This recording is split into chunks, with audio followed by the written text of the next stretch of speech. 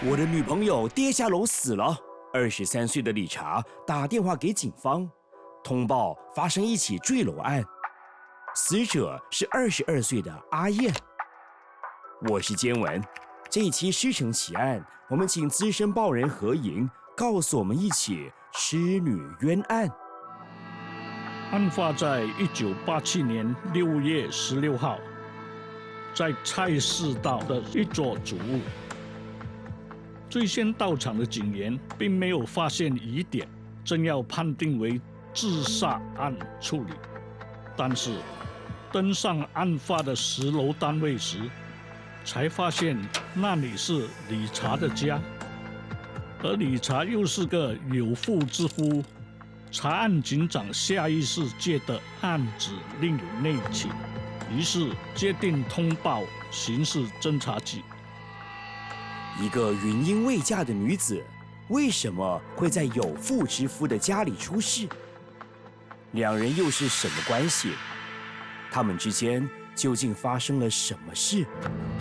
原来，死者阿燕在坠楼的2个星期前购买了2份总值50万元保费的保险，唯一的受益人正是理查。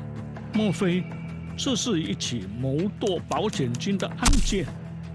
可是阿燕并没有遭人推下楼的迹象，身上也没有遭人袭击的伤痕。于是警方先从理查的背景查起。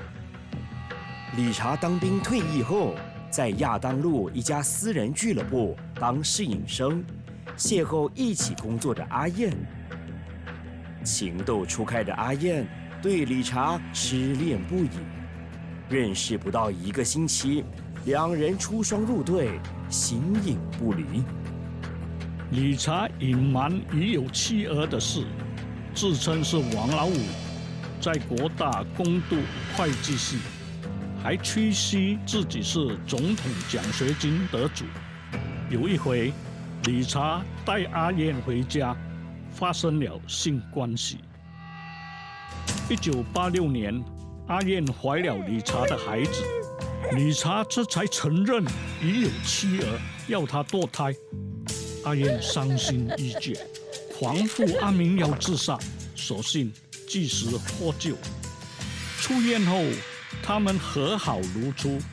理查借口要出国深造，阿燕信以为真，向母亲借了5000元。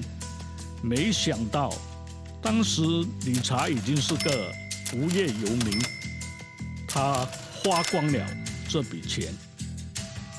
1987年5月，理查又骗阿燕说，他替夜总会老板工作，老板欠了人家20万元，逃跑无踪，债主却追理查还债，还扬言要干掉他。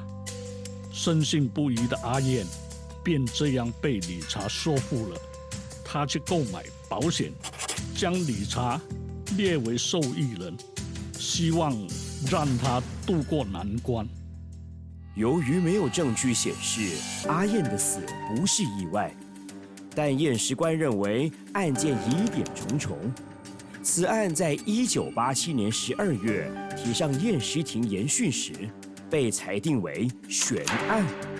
然而，经过总检察署重新调阅档案，传令警方翻案，将理查逮捕，详加盘问。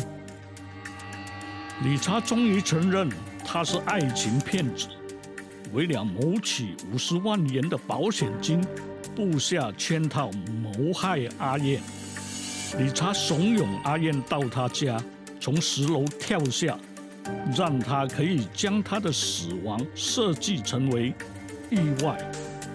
理查还亲自布置杀人场，他关上木窗，但是上下都没有上栓。